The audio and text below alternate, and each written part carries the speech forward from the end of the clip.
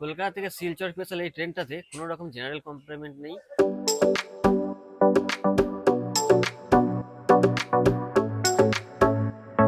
New Bongaigaon junction, আর এটাকে junction বলা হয় তার কারণ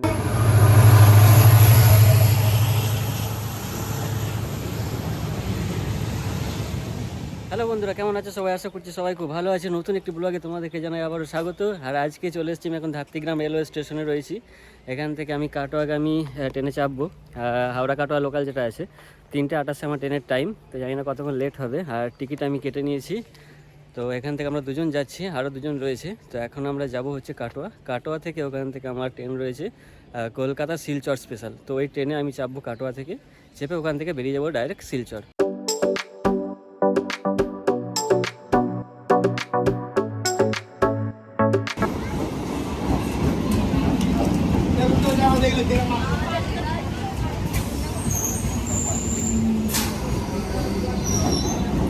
ঘড়িতে সময় এখন 4টে, আর এসে পৌঁছলাম নবদ্বীপ স্টেশন। ট্রেন নির্ধারিত সময় থেকে 15 মিনিট লেটে চলছে, আর আমার যে শিলচর স্পেশাল ট্রেন রয়েছে সেটাও প্রায় 1 ঘন্টা লেট।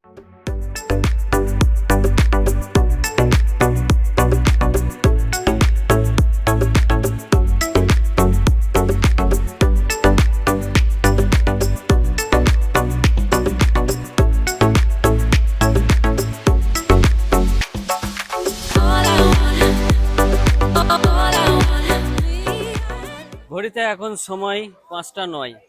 ট্রেনের টাইম ছিল 4:50, 4:50 এসে পৌঁছায়নি, একটু লেট হয়েছে। আর ওইদিকে আমার যে শিলচর যাওয়ার গাড়ি সেটা আসবে 4 নম্বর প্ল্যাটফর্মে। তো চলো আমরা এখন 4 নম্বর প্ল্যাটফর্মে যাবো। আর আমাদের গাড়ি এখনো পর্যন্ত লেট দেখাচ্ছে, মোটামুটি 22 মিনিট মতো লেট দেখাচ্ছে। তো কতক্ষণ লেট হবে সেটা এখনো বলতে পারছি না। তো আসুক ট্রেন, ততক্ষণ চলো একটু ঘোরাঘুরি করি। এখন রয়েছে কাটোয়া জংশনের একদম বাইরে। ঘড়িতে এখন টাইম হচ্ছে 5:32, আর আমার ট্রেন হচ্ছে 05640 কলকাতা শিলচর স্পেশাল। এখনো পর্যন্ত ব্যান্ডেল ঢোকেনি। নৈহাটি লিঙ্ক কেবিনে 50 মিনিটেরও ওপর দাঁড়িয়ে আছে।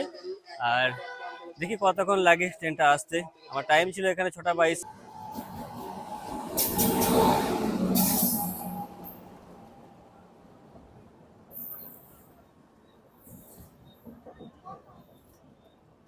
কামাখ্যাপুরী এক্সপ্রেস ঢুকে গেল 3 নম্বর প্ল্যাটফর্মে। এটা কামাখ্যা থেকে এখন পুরী যাচ্ছে।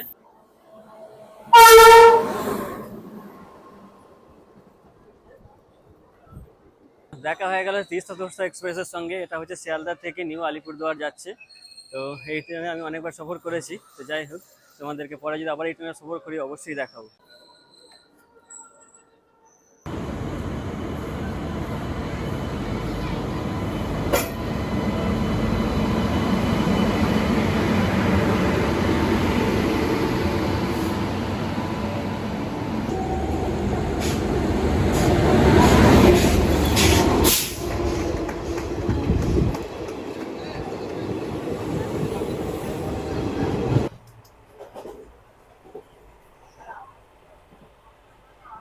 ঘড়িতে সময় এখন 7:36।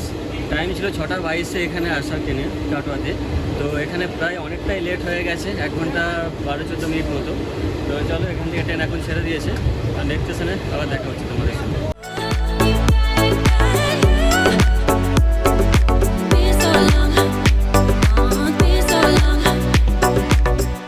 ঘড়িতে সময় এখন 9:04, এসে পৌঁছালাম আজিমগঞ্জ স্টেশনে। নির্ধারিত সময় থেকে মোটামুটি 44 মিনিট লেটে চলছে আমাদের ট্রেন। আর এখানে ট্রেনটা দাঁড়াবে হচ্ছে 5 মিনিট মতো। তো এখান থেকে বেরিয়ে যাই, চলো। এরপরের স্টেশন হচ্ছে জঙ্গিপুর, আর তারপর মালদা।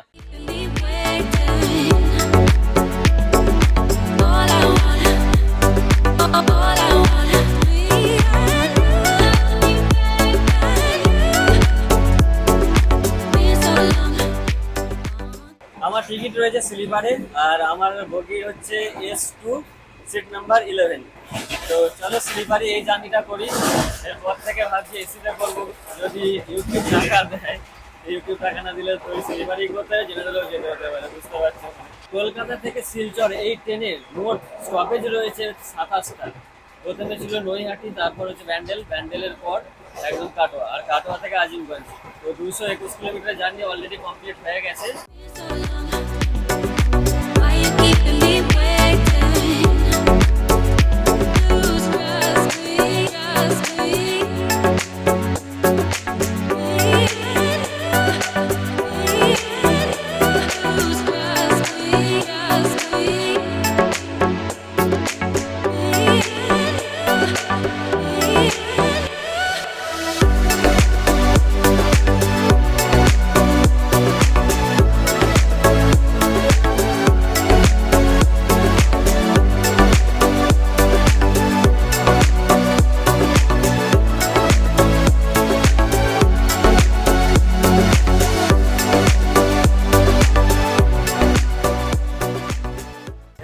জার্নিতে এক কাপ চা না হলে বেশ চলছিল না, তাই নিয়ে নিলাম এক কাপ চা।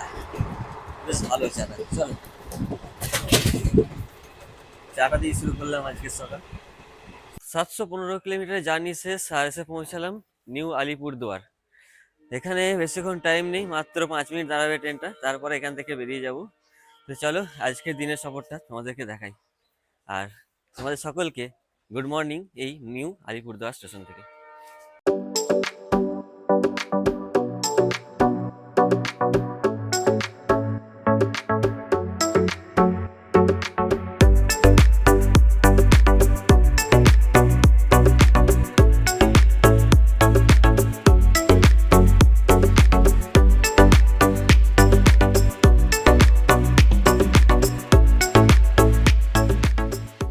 কলকাতা থেকে 760 কিলোমিটারের জার্নি সম্পূর্ণ হলো। ঘড়িতে এখন 8টা 10। এসে পৌঁছালাম গোসাইগাঁও হাট স্টেশনে, আর এটা হচ্ছে আসামের প্রথম স্টপেজ এই ট্রেনের। তো চলো এর পরের স্টপেজগুলো তোমাদেরকে দেখাচ্ছি।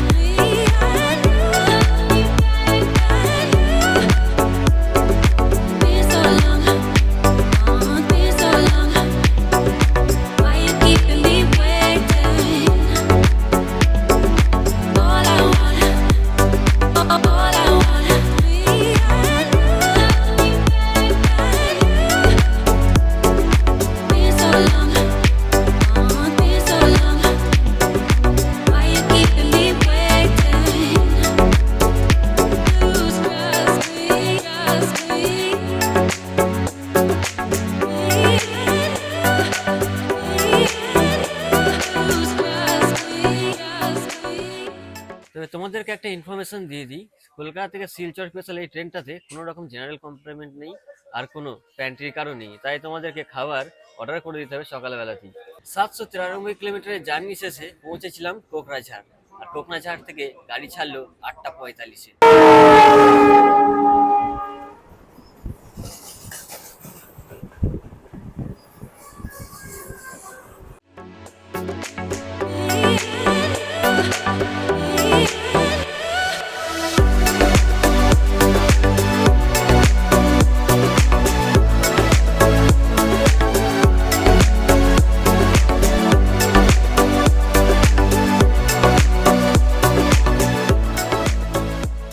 ঘড়িতে সময় এখন 9টা 22।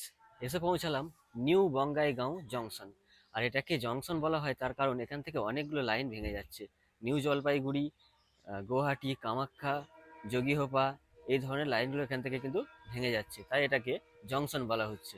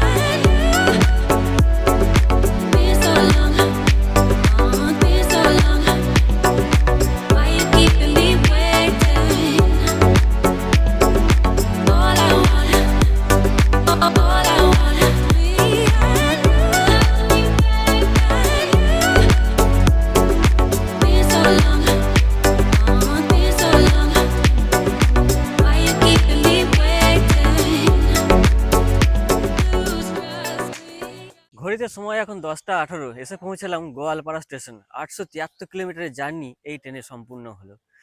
তো চলো এখান থেকে আবার বেরিয়ে যাব। এখানে মাত্র টাইম রয়েছে 2 মিনিট। 2 মিনিট দাঁড়াবে এখানে ট্রেনটা, তারপর ছেড়ে যাবে।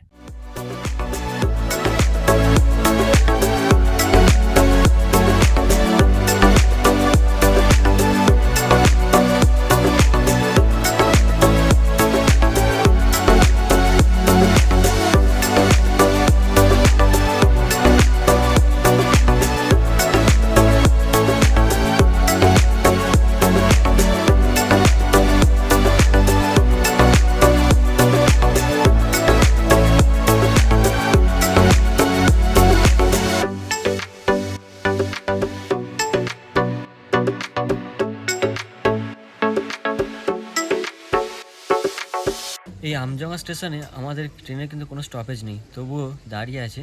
সিগন্যালের হয়তো কোনো সমস্যা রয়েছে, সিগন্যাল দেয়নি, যার জন্য ক্রসিং ট্রসিং আছে হয়তো।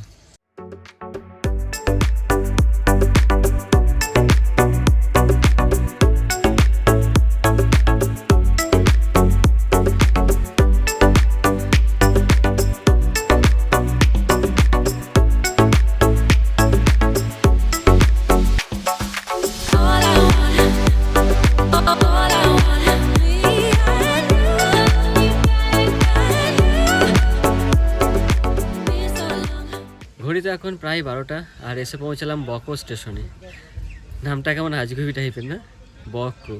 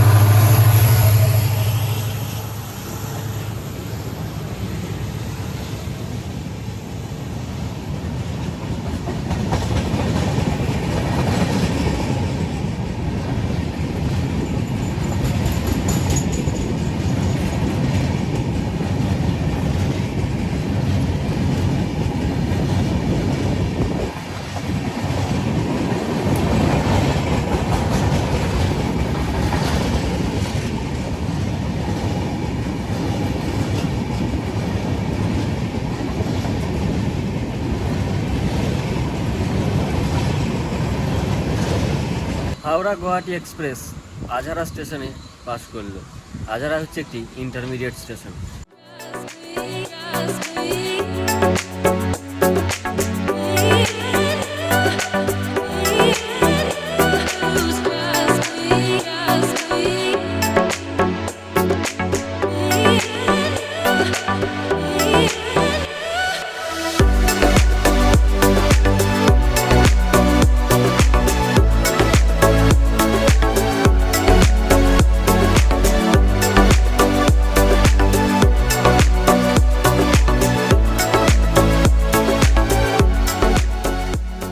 নশো 97 কিলোমিটার পথ অতিক্রম করে এসে পৌঁছালাম কামাখ্যা জংশনে। আর এই কামাখ্যা জংশনে এই ট্রেনটা দাঁড়াবে মাত্র 2 মিনিট, তারপরে এখান থেকে বেরিয়ে যাবে একদম গুয়াহাটি। এই কামাখ্যা থেকে দিল্লি, রাঁচি, বিহার বিভিন্ন জায়গায় যাওয়ার ট্রেন কিন্তু আপনারা পেয়ে যাবেন। অর্ডার করে দিয়েছিলাম খাবার ট্রেনেতেই, তো এখানে চলে এসছে ডিম, 2টো ডিম দিয়েছে, তার সঙ্গে একটা সবজি দিয়েছে মটরশুঁটির সঙ্গে, তার সঙ্গে মুগের ডাল, এক্সট্রা ভাত দিয়েছে, আর এদিকে দিয়েছে একটা আমের আচার।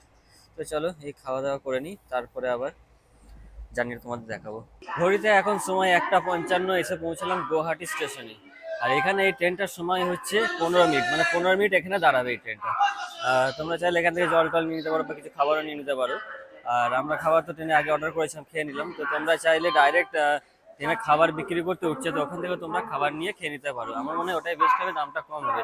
বাট এমনি ট্রেন থেকে খাবার নিলে 130 টাকা প্লেট নিচ্ছে, মাছ ভাত বা ডিম ভাত, মাংস ভাতও তাই একই। তো তোমার আমার মনে হয় যে ওর থেকে তোমরা ডাইরেক্ট কিনে নেবে, কম টাকায় পেয়ে যাবে। 50 টাকায় ডিম বিরিয়ানি, 70 টাকায় চিকেন বিরিয়ানি, এরকম ধরনের অনেক কিছু খাবার কিন্তু পাওয়া যাচ্ছে।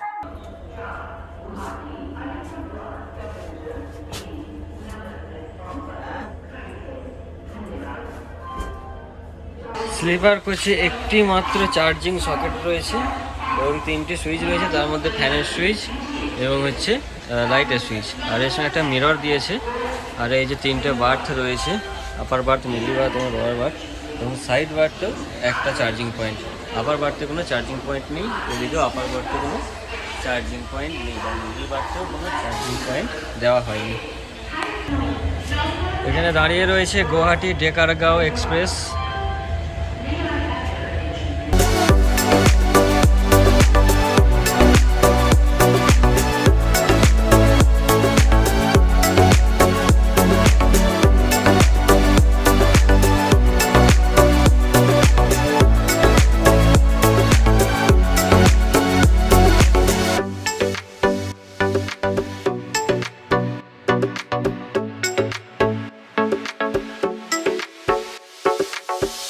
গুয়াহাটি থেকে আমার ট্রেন প্রায় 3:30-এর দিকে ছাড়লো। আর যেখানে 2:10-এ ছাড়ার কথা সেই জায়গায় ট্রেন ছাড়ছে প্রায় 3:30-এর দিকে। মানে বুঝতে পারছেন কি হারে লেট করছে। কখন যে পৌঁছাবো বুঝতে পারছি না। শিলচর পৌঁছাতে মনে হচ্ছে সকাল হয়ে যেতে পারে। তো চলুন দেখা যাক কি করে শেষ পর্যন্ত।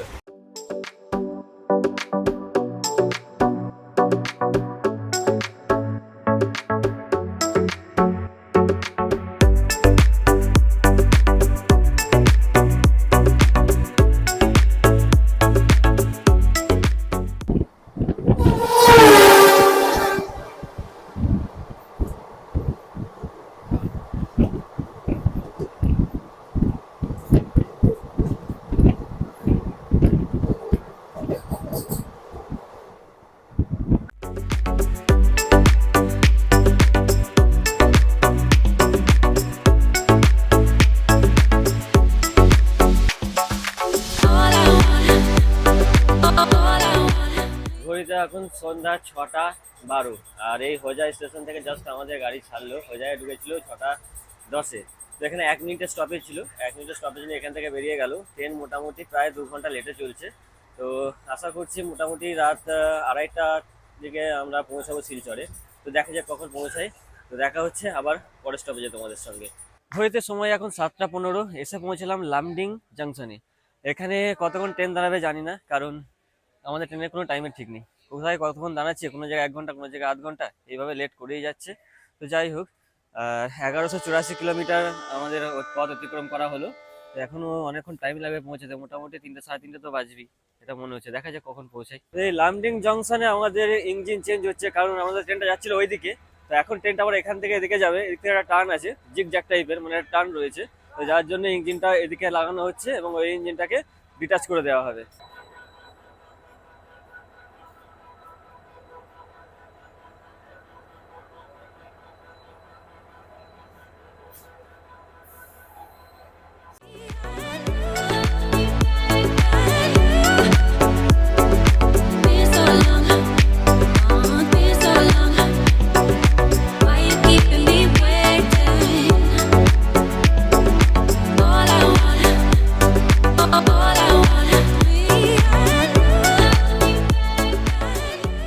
ঘড়িতে সময় হয়েছে 1:45, পৌঁছে গেছি শিলচর স্টেশনে। আর এখানকার টেম্পারেচার এখন 16 ডিগ্রি। আজকের মতো জার্নিটা এখানেই শেষ করছি। দেখা হবে পরের কোনো এক ব্লগে। সঙ্গে থাকো, সুস্থ থাকো।